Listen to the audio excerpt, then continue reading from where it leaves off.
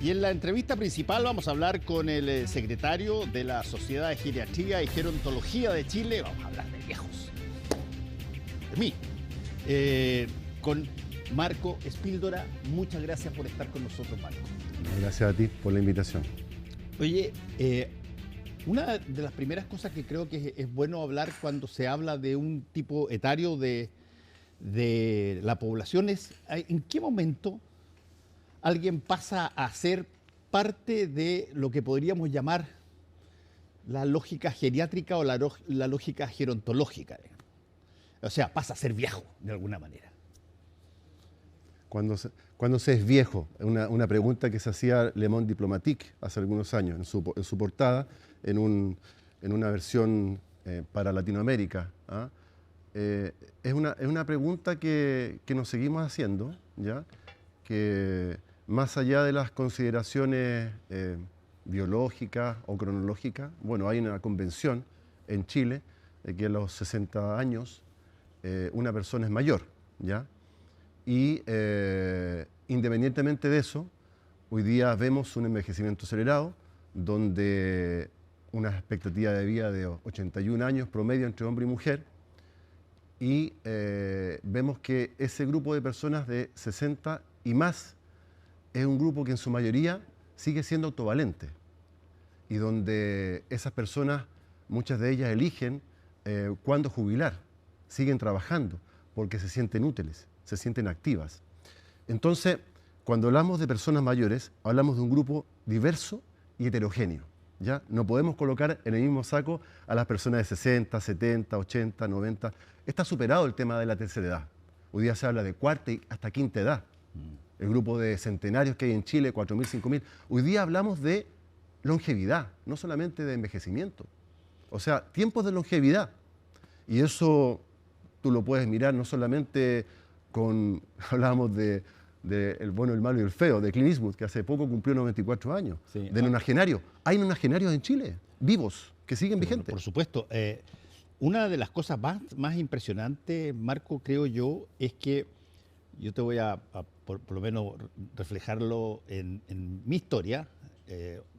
Cuando yo estaba en el colegio, qué sé yo, en tercero medio, segundo, tercero, cuarto medio, el fenómeno de la juventud era una cosa absolutamente, juventud, divino tesoro. Todos los partidos políticos tenían unas juventudes enormes de gente, todos eran conocidos además. La juventud era básicamente el estándar de la pirámide poblacional de Chile.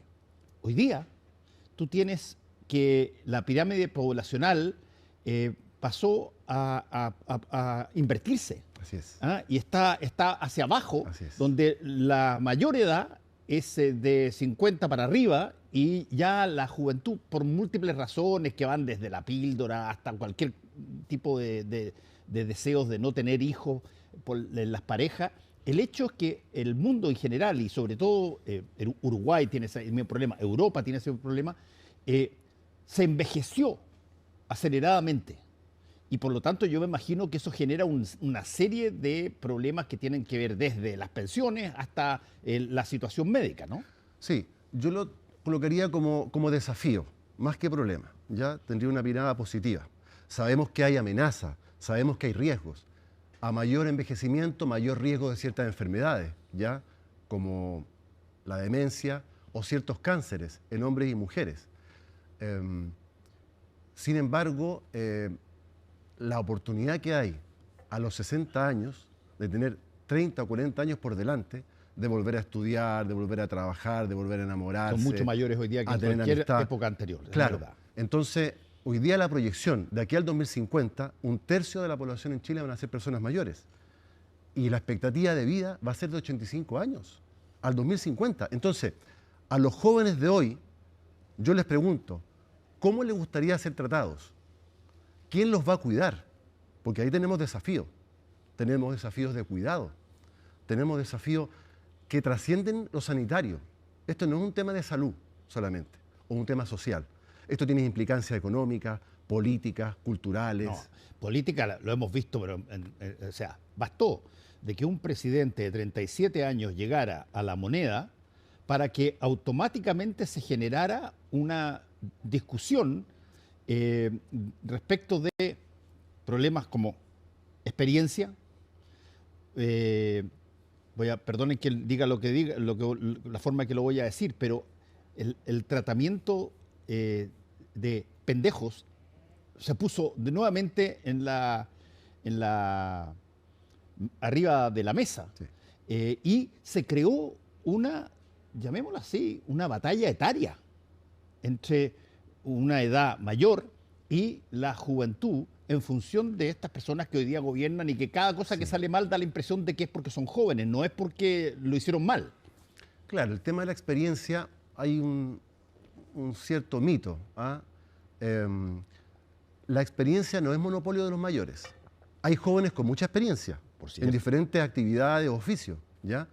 Entonces, ese es algo que hay que derribar, ¿ya? La experiencia no es un tema solamente de las personas mayores. Ahora, para que haya esa convivencia intergeneracional, tenemos que colocar todo sobre la mesa. Acá hay prejuicios, no solamente de los jóvenes hacia los mayores, un poco lo que tú señalabas, ¿no es cierto? Sino que también de los mayores hacia los jóvenes. No, yo me estaba refiriendo más bien a ese prejuicio. Claro, es que el político es básicamente claro, el mayor que mira al joven y dice, oye, no tení capacidad para esta Claro, una suerte de desprecio. Exacto, y no de aprecio. Exacto. Que uno debiera, ¿no es cierto?, considerar. El aprecio, tanto en lo afectivo como en lo técnico. ¿Tú te acuerdas de la película El pasante de moda? Robert De Niro, protagonista. El pasante de moda. Robert De Niro, protagonista, llega a trabajar a la empresa donde él también fue joven y él no lo cuenta eso, ¿ya? Él es contratado después de los 60 años y se convierte en el pasante de moda. ¿Por qué?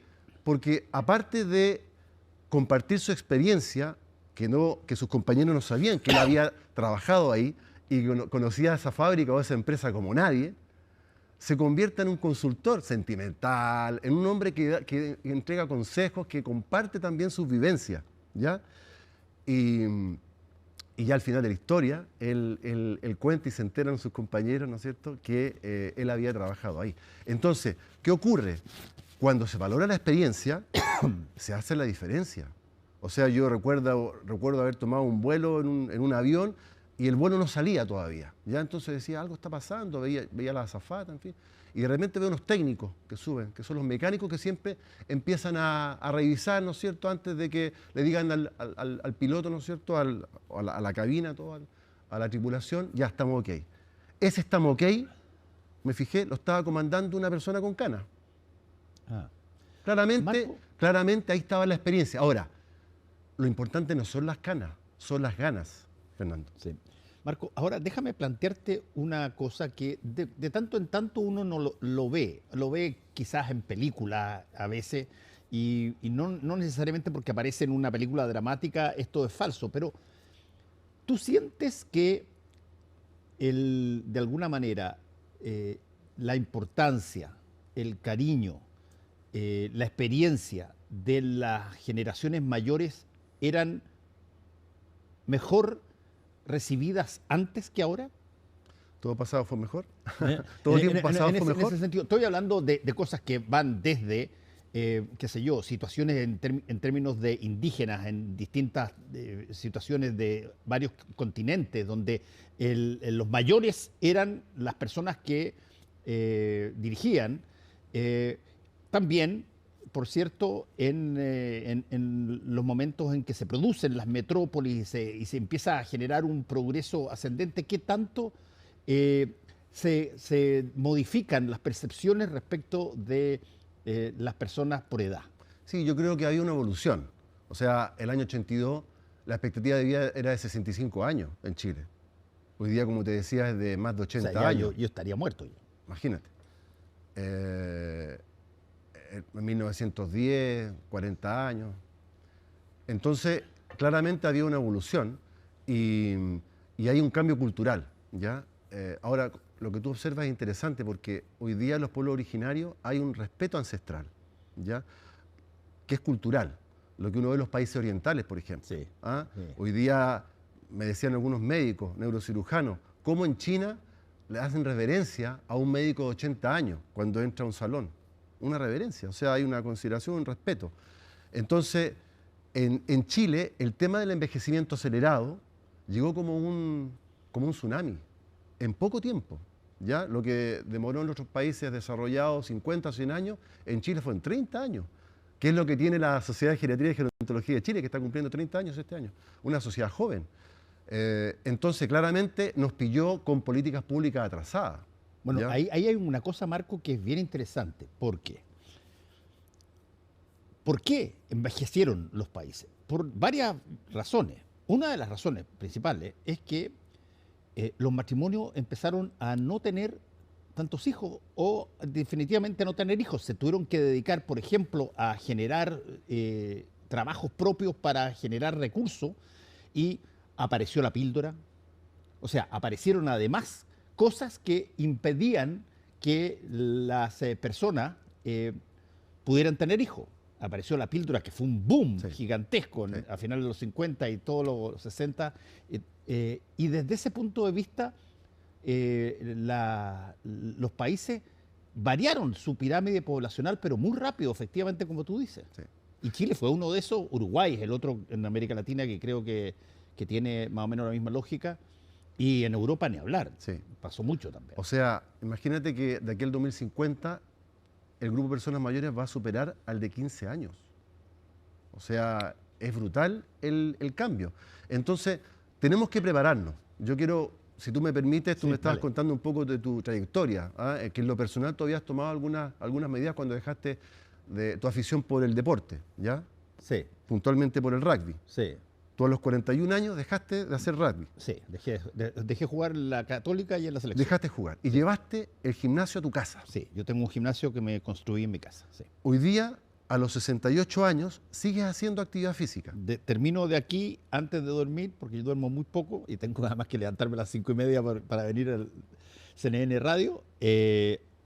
Hago por lo menos media hora, 40 minutos de gimnasio. Y probablemente con eso estás fortaleciendo tu fuerza, tu equilibrio y tu coordinación.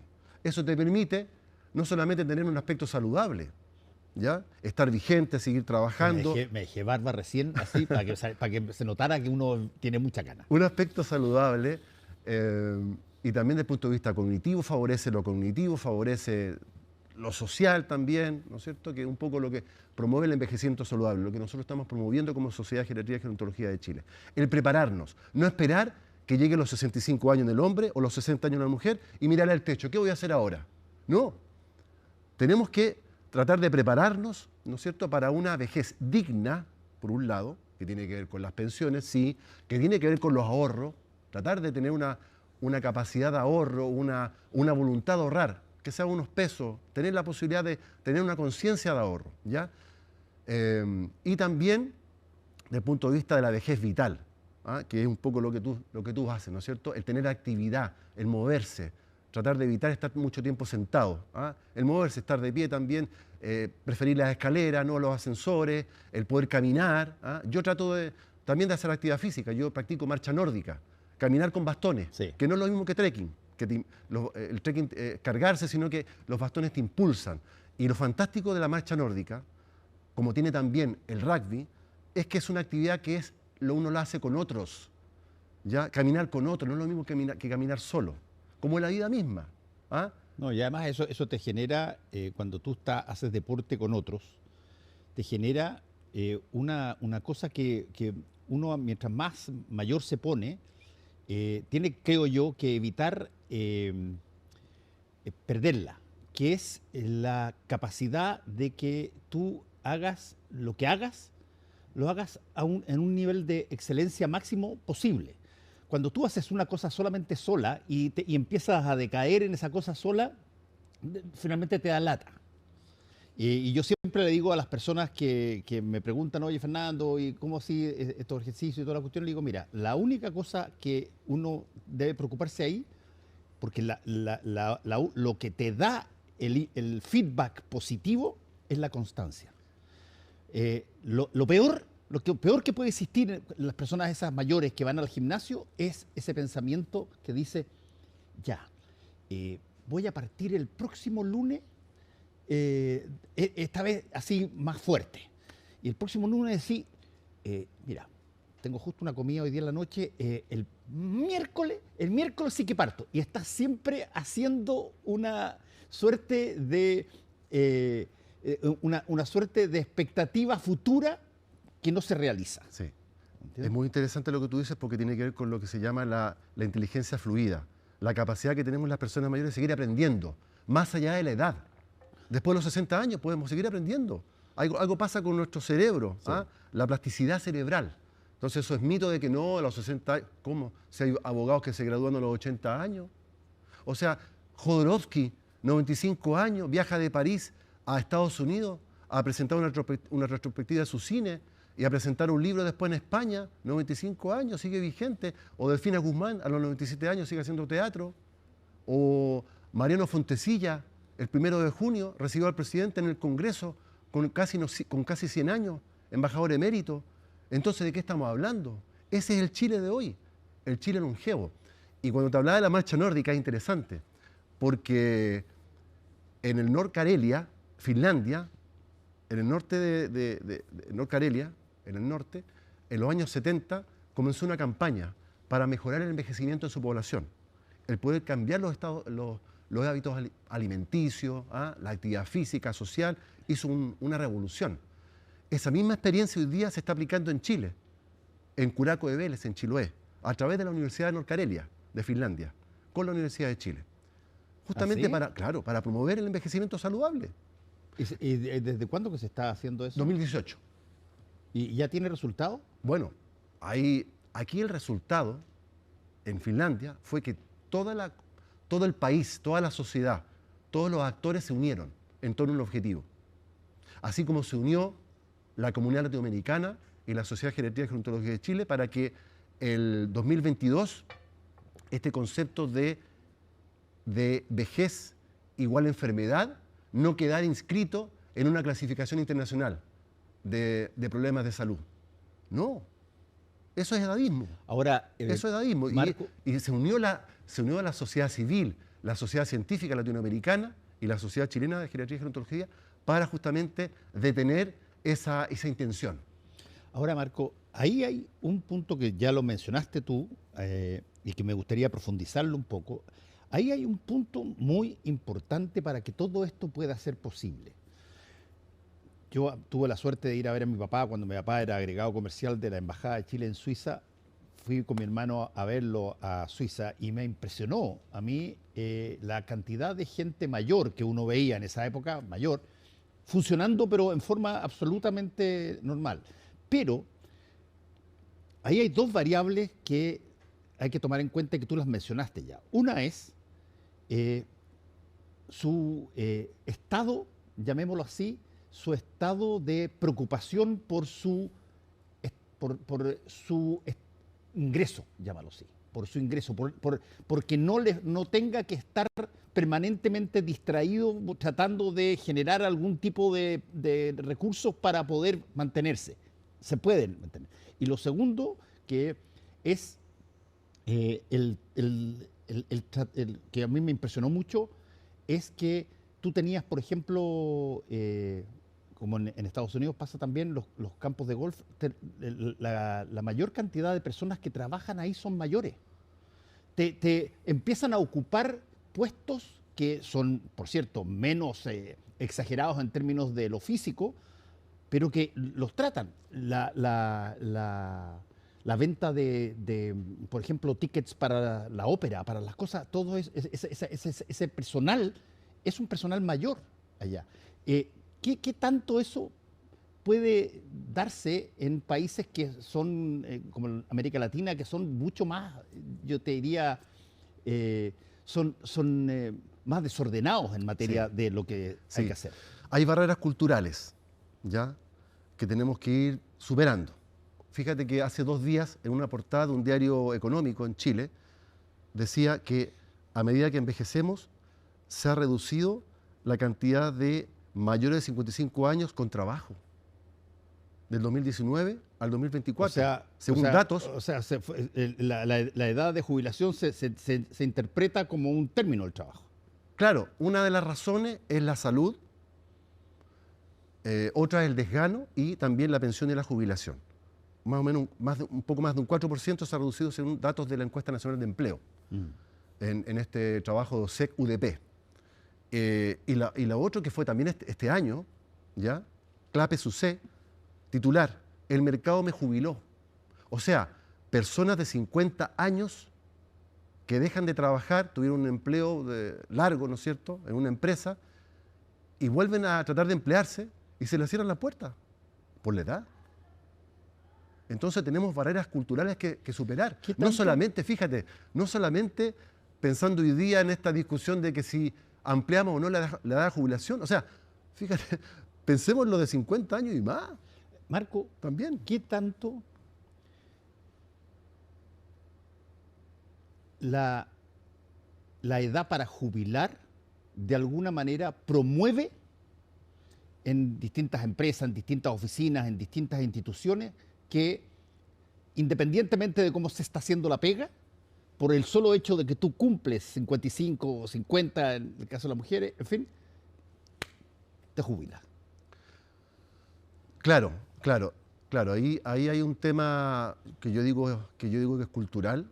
Hay experiencias positivas en algunos supermercados donde se emplean personas mayores, en tiempos parciales, por ejemplo, lo que tú mencionabas, de experiencias donde de alguna forma hay adaptaciones a las condiciones de la persona. O sea, vemos, por ejemplo, que hay personas que se acogen a ley de retiros especiales, por ejemplo, en ciertas universidades, pero siguen trabajando en docencia, juntándose con los becados, en tiempos parciales, ya no operan, por ejemplo, un cirujano, porque hay ciertas restricciones después de cierta edad, pero siguen activos. Entonces, la gran pregunta que yo me hice en una presentación hace pocos días fue, ¿qué los mueve a seguir activos? ¿Qué te mueve a ti, Fernando, a seguir activo en televisión? ¿Qué te mueve? Es que yo tengo la impresión de que si es que tú no tienes actividad, lo voy a plantear de una forma, si tú quieres, que probablemente no muchas personas lo pueden plantear así, quizás lo ven en una... No, si tú no tienes actividad, la vida se hace una lata. O sea, yo tengo una familia a la que todavía tengo que mantener, tengo hijos que son relativamente jóvenes todavía, que no han salido de la universidad o están recién entrando a trabajar, pero además tú tienes una edad ¿cuál es la alternativa? ¿Qué? ¿La alternativa es que irse a jugar al billar de la esquina? No, yo tengo la impresión de que yo he leído, por ejemplo, 10 veces más libros después de los 50 que antes. Y eso que antes me obligaban en la universidad y en el colegio. Porque me entretiene, me fascina empezar a aprender o a leer cosas que de alguna manera, y lo recomiendo, a veces hago recomendaciones en el Minuto de Confianza de Tolerancia Cero todo el tiempo, por eso, porque es una actividad que te saca del tedio, llamémoslo así. La mayoría de las personas que siguen trabajando, más allá de la edad de jubilación, lo hace por necesidades económicas primero. Pero claro, si tuvieran la opción y resuelta esa necesidad económica, lo harían por gusto, lo harían por sentirse útiles. Ahora, es la sociedad, la que no es mayor, la que debiera mirar esta experiencia. Las empresas contratistas, los reclutadores, debieran mirar lo que tú estás diciendo. No solamente esas ganas, sino que el valor de esa experiencia, ¿ya? Que de repente a esa persona que desvincularon la tienen que volver a contratar o a llamar porque hubo un problema técnico en una situación puntual, porque no supieron resolverlo. Ahí está la experiencia, que es la madre de toda la ciencia, como dicen. Entonces, claramente tenemos que, primero, seguir sensibilizando, y yo agradezco en ese sentido tu espacio, para llegar a una conciencia. Y después de esa conciencia, a una cultura de respeto hacia todas las edades, no solamente a los mayores de 60 años. Como ocurre en los pueblos originarios, como ocurre en los países orientales, el país más envejecido, Japón, o países como Alemania, que tienen sistemas de seguridad social, ¿no es cierto?, dignos para todas las personas. Entonces claramente yo creo que también se requiere una reeducación, Fernando.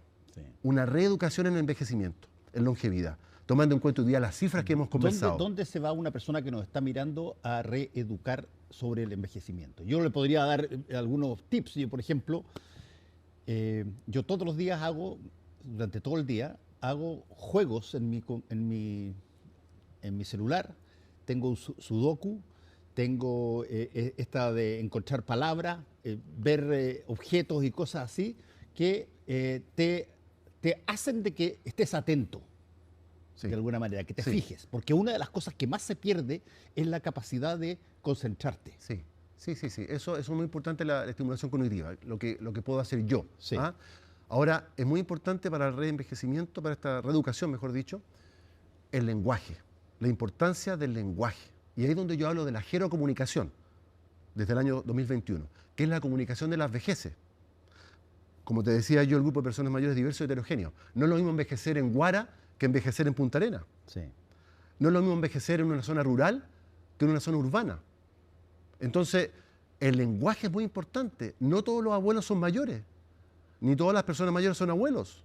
Entonces, saquemos eso de tatita, esa cosa de infantilismo, o de nuestras personas mayores, o el adulto mayor. No, hablemos de personas mayores, que es más inclusivo.